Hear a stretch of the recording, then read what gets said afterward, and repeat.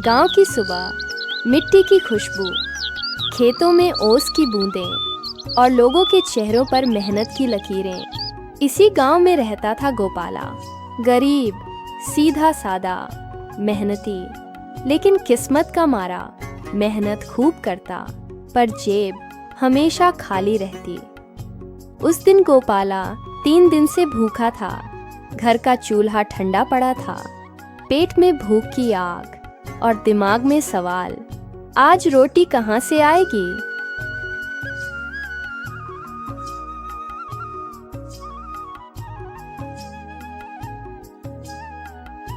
और तभी उसकी नजर पड़ी उसकी मौसी पर। हाँ, सगी मौसी। गांव में सब उन्हें चतुर मौसी कहते थे।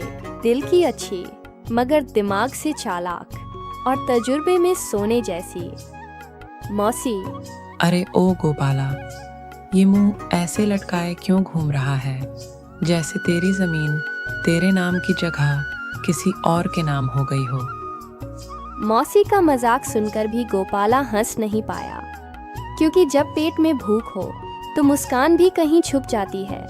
गोपाला, मौसी, 3 दिन से सही से खाया नहीं, अब तो पैर भी कांपने लगे हैं। मौसी ने भांप लिया।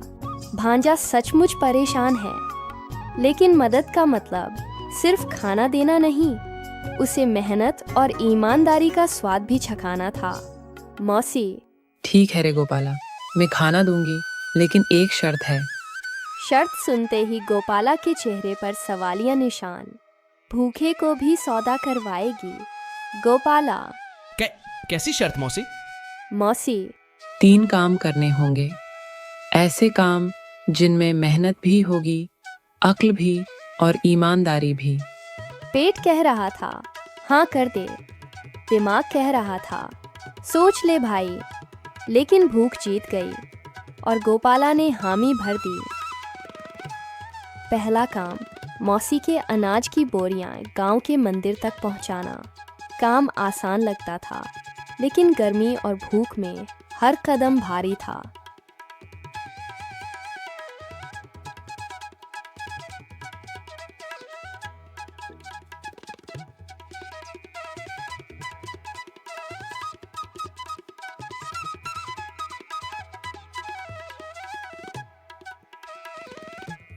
पुजारी, बेटा, सब सही सलामत है ना?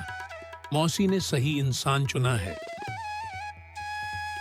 दूसरा काम, मौसी ने पैसे देकर कहा कि बाजार से दाल और तेल लाना। पैसे पूरे थे, लेकिन बचत का लालच मन में जरूर आया।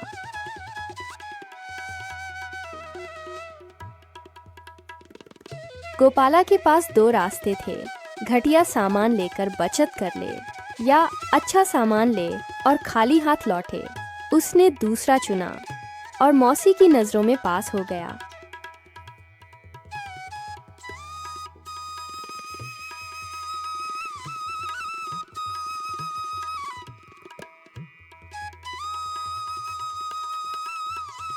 तीसरा काम, सबसे कठिन, गांव के बीमार बुजुर्ग को तालाब से पानी लाकर देना।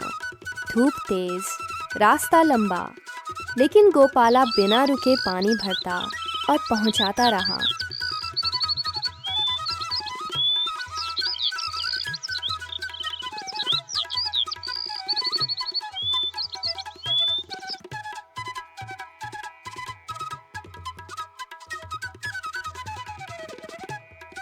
बुजुर्ग, बेटा, तेरे जैसे लोग ही भगवान का रूप हैं।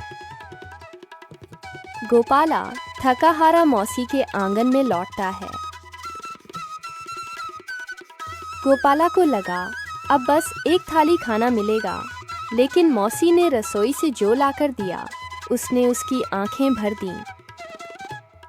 मौसी उसे थाली में गरम रोटियां, सब्जी, मिठाई और एक पोटली देती है।